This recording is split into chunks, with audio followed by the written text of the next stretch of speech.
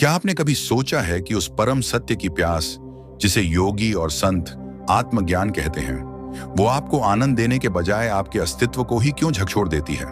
क्या कभी ऐसा महसूस हुआ है कि चेतना के विस्तार का मार्ग, जिसे आप प्रकाश की ओर एक यात्रा समझ रहे थे, वो असल में एक अंधेरी तूफानी खाई में ले जाकर आपको अकेला छोड़ गया है? ये एक विरोधाभास है, एक गूढ़ रहस्य जिसे सदियों से केवल कुछ साधकों ने ही समझा है। हम सोचते हैं कि आध्यात्मिक जागृति का अर्थ है शांति, परमानंद और स्पष्टता, लेकिन अक्सर इसका पहला अनुभव होता है विखंडन। एक ऐसा बिखराव जहां आपकी पहचान, आपके विश्वास, आपके रिश्ते और यहां तक कि आपकी दुनिया की समझ, सब कुछ ताश के पत्तों की तरह ढहने लगता है। यह कोई मामूली संकट नहीं है, यह आत्मा की अंधेरी रात है, जिसे संतों ने गाया भी है और सहा भी है। ये वो पवित्र अग्नि है जो पहले आपके भीतर के हर झूठ को जलाकर राख कर देती है, ताकि उस राख से सत्य का पुनर्जन्म हो सके। आज की इस यात्रा में हम इसी रहस्यमयी प्रक्रिया के हृदय में उतरेंगे। हम जानेंगे कि क्यों जागृति का अनुभव इतना भारी और उथल पुथल भरा हो सकता है।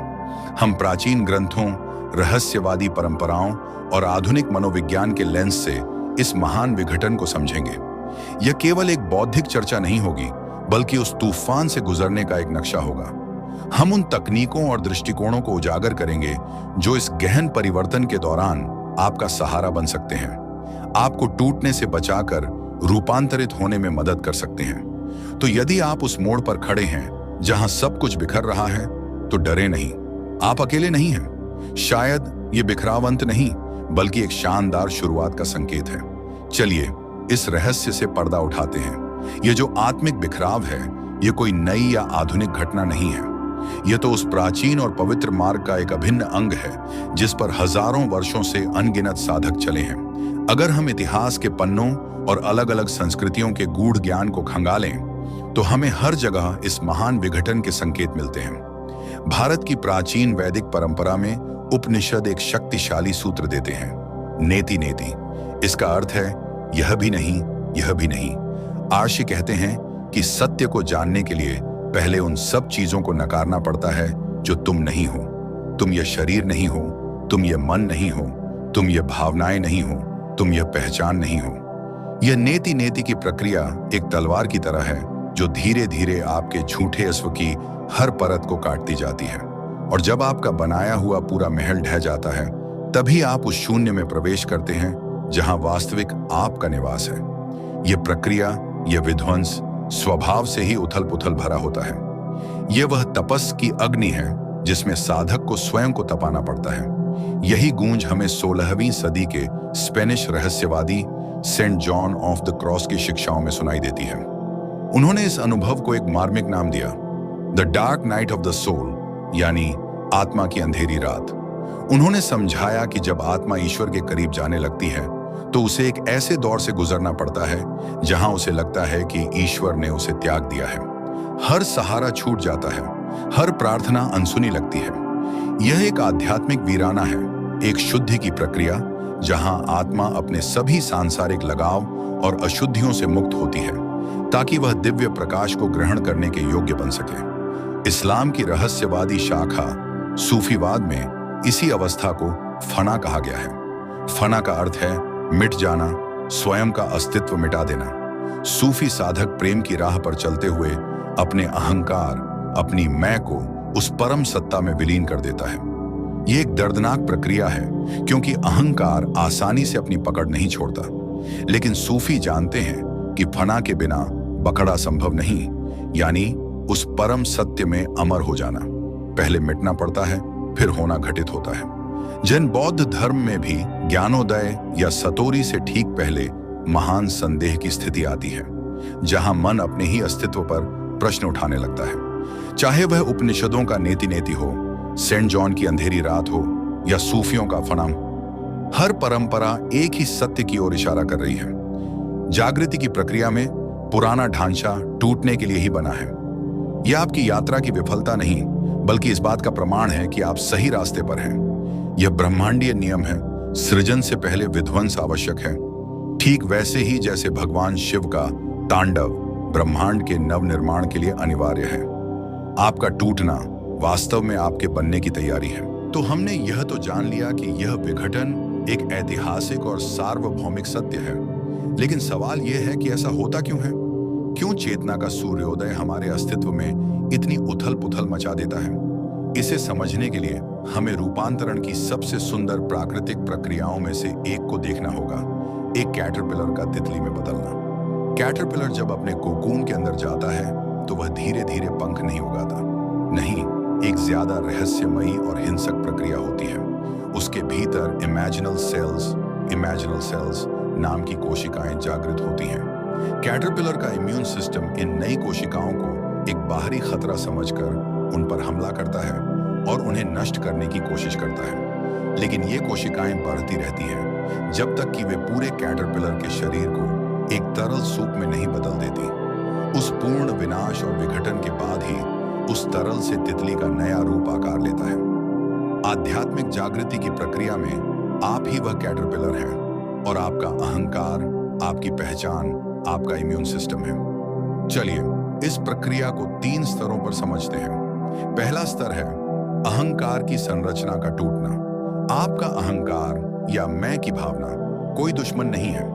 ये एक जटिल और जरूरी ढांचा है जिसे आपने जन्म से लेकर आज तक अपने अनुभवों, विश्वासों और सामाजिक कंडीशनिंग से बनाया है। ये एक ऑपरेटिंग सिस्टम की तरह है जो आपको दुनिया में काम करने में मदद करता है। यह आपको बताता है कि आप कौन हैं, आपको क्या पसंद है, आपको किससे डरना है।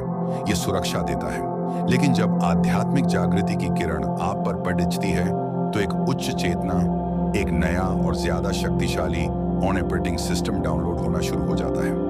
आपका पुराना अहंकार रूपी हार्डवेयर इस नई उच्च आवृत्ति वाली ऊर्जा को संभाल नहीं पाता। यहीं से संघर्ष शुरू होता है। चेतना आपको दिखाती है कि आपके विश्वास कितने सीमित हैं, आपकी पहचान कितनी खोखली है, आपके डर कितने काल्पनिक हैं। आपका अहंकार जो अब तक आपका रक्षक था, अब एक जेल की तरह महसूस होने लगता है। वह अपनी सत्ता बचाने के लिए लड़ता है और इसी आंतरिक युद्ध को हम ब्रेकडाउन या विघटन के रूप में अनुभव करते हैं। ये ठीक वैसा ही है जैसे कैटरपिलर का इम्यून सिस्टम इमेजिनल सेल्स पर हमला करता है, ये जाने बिना कि वही कोशिकाएं उसे उद्दीपन देने वाली हैं। दूसरा स्तर है ऊर्जा का अधिभार, एनर्जेटिक ओवरलोड। हमारा शरीर सिर्फ मांस और हड्डियों का ढांचा नहीं है, यह एक ऊर्जा तंत्र भी है। योगी इसे प्राण ऊर्जा और चक्रों के विज्ञान से समझाते हैं। आध्यात्मिक जागृति अक्सर अपने साथ एक विशाल ब्रह्मांडीय ऊर्जा का प्रवाह लेकर आती है। इसे आप कुंडलिनी का जागरण भी कह सकते हैं। अब कल्पना कीजिए कि आप एक ऐसे तार में हाई वोल्टेज बिजली प्रवाहित कर दें जो कम वोल्टेज के लिए बना हो। परिणाम क्या होगा? तार गर्म हो जाएगा, पिघल जाएगा, शॉर्ट सर्किट हो जाएगा। ठीक यही हमारे तंत्रिका तंत्र नर्वस सिस्टम के साथ होता है। जब यह उच्च आवृत्ति वाली चेतना की ऊर्जा हमारे शरीर में उतरती है तो हमारा सिस्टम ओवरलोड हो जाता है। इसी वजह से जागृति के दौरान लोगों को तीव्र घबराहट, बेचैनी, दिल की धड़कन का बढ़ना, नींद न आना और शरीर में अजीब सी सनसनी महसूस होती है। यह कोई मनोवैज्ञानिक समस्या नहीं है, यह एक वास्तविक ऊर्जावान प्रक्रिया है। आपका शरीर एक उच्च कंपन के लिए खुद को रीवायर कर रहा है और यह प्रक्रिया बहुत भारी और थका देने वाली हो सकती है। यह समझना महत्वपूर्ण है कि आपका सिस्टम टूट नहीं रहा है, यह अपग्रेड हो रहा है। लेकिन अपग्रेडेशन की प्रक्रिया हमेशा अस्त व्यस्त होती है। पुराने को मिटना ही पड़ता है ताकि नए के लिए जगह बन सके। अहंकार के ढांचे का टूटना और ऊर्जा का अधिभार, ये तो बस शुरुआत है। इस महान विघटन का एक तीसरा और शायद सबसे गहरा स्तर है आपकी व्यक्तिगत कहानी का विघटन। हम सब एक कहानी जी रहे हैं, एक ऐसी कहानी जो हम खुद को और दुनिया को सुनाते हैं। मैं एक ऐसा इंसान हूं जिसे बचपन में बहुत संघर्ष करना पड़ा। मैं एक सफल पेशेवर हूं, मैं एक अच्छी माँ या एक अच्छा बेटा हूं। मेरे साथ हमेशा बुरा ही होता है। हमारा पूरा जीवन, हमारी पहचान इन्हीं कहानियों के धागों से बुनी होती है। हमारा अतीत, हमारा भविष्य, हमारी आशाएं, हमारे दुख सब इस कहानी का हिस्सा है। आध्यात्मिक जागृति वह निर्मम प्रकाश है जो आपको दिखाता है कि यह कहानी जिसे आप मैं समझते थे वह सत्य नहीं है, वह बस एक कहानी है, विचारों, यादों और भावनाओं का एक संग्रह। जब यह बोध होता है तो आपकी कहानी की किताब के पन्ने कोरे होने लगते हैं। जो पहचान आपको अर्थ देती थी वह रेत की तरह हाथों से फिसलने लगती है। यह अनुभव बेहद भयावह हो सकता है। यह एक अस्तित्वगत संकट, एग्जिस्टेंशियल क्राइसिस है। जब कहानी चली जाती है तो एक गहरा शून्य, एक खालीपन रह जाता है। अगर मैं अपनी कहानी नहीं हूं तो फिर मैं कौन हूं? यह सवाल आपको अंदर तक खोखला कर सकता है। यही वह बिंदु है जहां व्यक्ति को लगता है कि वह पागल हो रहा है, कि उसका दिमाग काम नहीं कर रहा, क्योंकि जिस मन ने यह कहानी रची थी वह अब शक्तिहीन हो रहा है। और चौथा, सबसे महत्वपूर्ण स्तर है अवचेतन की शुद्धि या छाया का सामना। महान मनोवैज्ञानिक कार्ल युंग ने शैडो या छाया स्व का सिद्धांत दिया था। यह हमारी मानस का वह अंधेरा तहखाना है जहां हम अपनी उन सभी चीजों को छिपा देते हैं जिन्हें हम स्वीकार नहीं करना चाहते। हमारा क्रोध, हमारी ईर्ष्या, हमारा डर, हमारी शर्म, हमारी अधूरी इच्छाएं और हमारे गहरे सदमे। हम एक अच्छा सामाजिक मुखौटा पहनकर जीते हैं और इस अंधेरे को नजरअंदाज करते हैं, लेकिन आप अधूरे रहकर पूर्णता को प्राप्त नहीं कर सकते। आध्यात्मिक जागृति की तीव्र ऊर्जा आपके भीतर के इस तहखाने का दरवाजा तोड़ देती है। वह सब कुछ जिसे आपने दशकों से दबा कर रखा था एक ज्वालामुखी की तरह सतह पर फटने लगता है। अचानक आपको बिना किसी कारण के तीव्र क्रोध महसूस हो सकता है। पुराने दर्दनाक पल ऐसे सजीव हो उठते हैं जैसे वे अभी हो रहे हों। गहरे डर आपको रात में सोने नहीं देते। ये बहुत भ्रमित करने वाला हो सकता है। आपको लगेगा कि आप पीछे जा रहे हैं, कि आपकी सारी आध्यात्मिक साधना व्यर्थ हो गई। लेकिन सत्य इसके ठीक विपरीत है। यह एक शुद्धिकरण है, एक साइकिक डिटॉक्स। चेतना उन जख्मों पर रोशनी डाल रही है जिन्हें इलाज की जरूरत है। वह उन जहरीले भावों को बाहर निकाल रही है ताकि आपका आंतरिक संसार स्वच्छ और पवित्र हो सके। आपको अपनी छाया से लड़ना नहीं है, उसे गले लगाना है, उसे स्वीकार करना है, क्योंकि वह भी आप ही का हिस्सा है। इस एकीकरण के बिना जागृति अधूरी है। तो यह जो बिखराव है यह बहुआयामी है। यह अहंकार का टूटना है, ऊर्जा का अधिभार है, कहानी का विघटन है और छाया की शुद्धि है। यह एक साथ आपके मानसिक, भावनात्मक, ऊर्जावान और अस्तित्वगत स्तरों पर घटित हो रहा एक महायज्ञ है। यह समझना जरूरी है कि यह प्रक्रिया और क्लिनिकल डिप्रेशन एक जैसे दिख सकते हैं, पर उनमें एक मौलिक अंतर है। डिप्रेशन अक्सर ठहराव की स्थिति है, जबकि यह आध्यात्मिक संकट एक उद्देश्यपूर्ण गति है, एक गहरे पुनर्जन्म की ओर। हाँ, यदि यह असहनीय लगे तो पेशेवर मदद लेने में कोई बुराई नहीं है, लेकिन इसके आध्यात्मिक संदर्भ को समझना आपको इसे सही दृष्टिकोण से देखने की शक्ति देता है। ये कोई बीमारी नहीं, ये उपचार है, और उपचार की प्रक्रिया अक्सर दर्दनाक होती है। इस प्रक्रिया को समझना एक बात है और इस तूफान के बीच अपनी नाव को संभालना बिल्कुल दूसरी।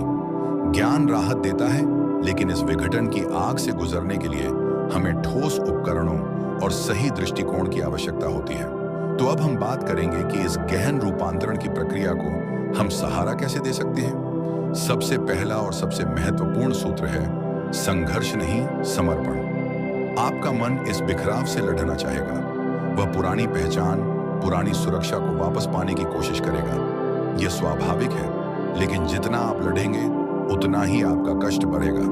यह नदी के बहाव के विपरीत तैरने जैसा है। समर्पण का अर्थ हार मान लेना नहीं है, बल्कि एक गहरी बुद्धिमत्ता पर भरोसा करना है। यह विश्वास करना कि जो प्रक्रिया आपको तोड़ रही है वही आपको बना भी रही है। जब भी आप खुद को नियंत्रण करने की कोशिश करते हुए पाएं, तो एक गहरी सांस लें और कहें, मैं इस प्रक्रिया पर भरोसा करता हूं। अब कुछ व्यावहारिक तकनीकें जो इस समर्पण में आपकी मदद करेंगी।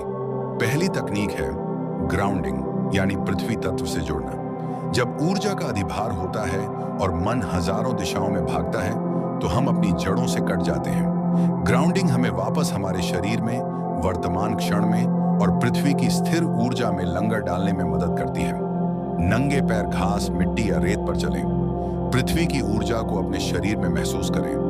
प्रकृति में समय बिताएं, पेड़ों को देखें, हवा को महसूस करें, बहते पानी को सुनें।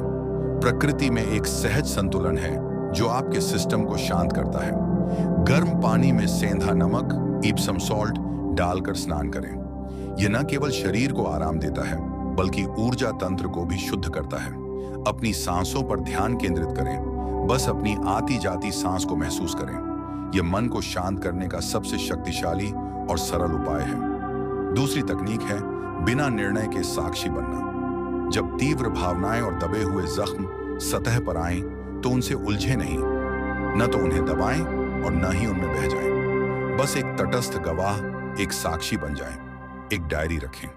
अपने मन में जो कुछ भी चल रहा है, डर, गुस्सा, भ्रम, उसे बिना किसी सेंसरशिप के कागज पर उतार दें। यह आपके अवचेतन को एक सुरक्षित निकास देता है। ध्यान में बैठें और अपनी भावनाओं को नाम दें। अच्छा, यह क्रोध की लहर है, यह उदासी का बादल है।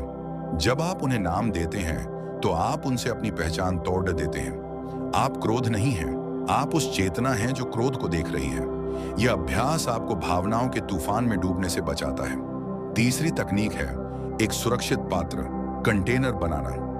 इस नाजुक प्रक्रिया को एक सुरक्षित और स्थिर वातावरण की जरूरत होती है। बाहरी शोर कम करें। कुछ समय के लिए समाचार, सोशल मीडिया और उन लोगों से दूर रहें जो आपकी ऊर्जा खींचते हैं। आपका सिस्टम पहले से ही ओवरलोडेड है, उसे और उत्तेजना न दें। एक सरल दैनिक अनुष्ठान बनाएं। यह कुछ भी हो सकता है। सुबह 5 मिनट का मौन, एक मोमबत्ती जलाना या कोई मंत्र जाप। यह छोटी सी क्रिया आपके दिन में स्थिरता का एक बिंदु बन जाती है जब बाकी सब कुछ अनिश्चित लगता है। और सबसे बढ़कर आत्म करुणा का अभ्यास करें। अपने प्रति कोमल रहें। आप एक असाधारण और साहसी प्रक्रिया से गुजर रहे हैं। खुद को जज न करें। जब आपको आराम की जरूरत हो तो आराम करें। यह एक दौड़ नहीं है। याद रखें, जिस कैटरपिलर को तितली बनना है वह जल्दी नहीं कर सकता। वह बस समर्पण करता है और रूपांतरण को होने देता है। तो हम अपनी यात्रा के अंत में आ पहुंचे हैं। हमने देखा कि आध्यात्मिक जागृति, जिसे हम प्रकाश की खोज समझते हैं, अक्सर एक अंधेरी रात से क्यों शुरू होती है। यह आपके अहंकार का विघटन है जो एक उच्च सत्य के लिए जगह बना रहा है। यह आपके ऊर्जा तंत्र का रूपांतरण है जो खुद को ब्रह्मांडीय चेतना के साथ संरेखित करने के लिए रीवायर कर रहा है। यह आपकी झूठी कहानी का अंत है ताकि आपकी वास्तविक कहानी शुरू हो सके। और यह आपकी छाया की शुद्धि है ताकि आप संपूर्ण और एकीकृत बन सकें। याद रखें, कोकून के भीतर का तरल सूप कैटरपिलर का अंत नहीं है। यह तितली बनने की शर्त है। जिस दर्द, भ्रम और अकेलेपन को आप महसूस कर रहे हैं वह उस पवित्र तरल की तरह है। यह विनाश नहीं बल्कि एक गहन पुनर्व्यवस्था है। आपका टूटना कोई अभिशाप नहीं है, यह एक पवित्र भूमि है। यह उस सच्चे स्व का जन्म स्थान है जो समाज के मुखौटों, अतीत के बोझ और भविष्य के डर से परे है। जिस शक्ति ने आपको इस मार्ग पर बुलाया है वह आपको इसके पार भी ले जाएगी। तो अगली बार जब आपको लगे कि आप टूट रहे हैं, जब आपके जीवन का ढांचा ढह रहा हो, तो घबराएं नहीं। उस क्षण में रुकें, एक गहरी सांस लें और खुद से पूछें, मेरे भीतर से कौन सा अद्भुत सत्य जन्म लेने की कोशिश कर रहा है। इस प्रक्रिया पर भरोसा करें, अपने आप पर भरोसा करें। आप नष्ट नहीं हो रहे हैं, आपका अनावरण हो रहा है। आप उस बीज की तरह हैं जिसे अंकुरित होने के लिए टूटना ही पड़ता है। हम आशा करते हैं कि यह अंतर्दृष्टि आपके मार्ग पर एक छोटे से दीपक का काम करेगी। अपने अनुभव को सम्मान दें, अपनी यात्रा को स्वीकार करें और जानें कि आप इस ब्रह्मांडीय नृत्य में अकेले नहीं हैं।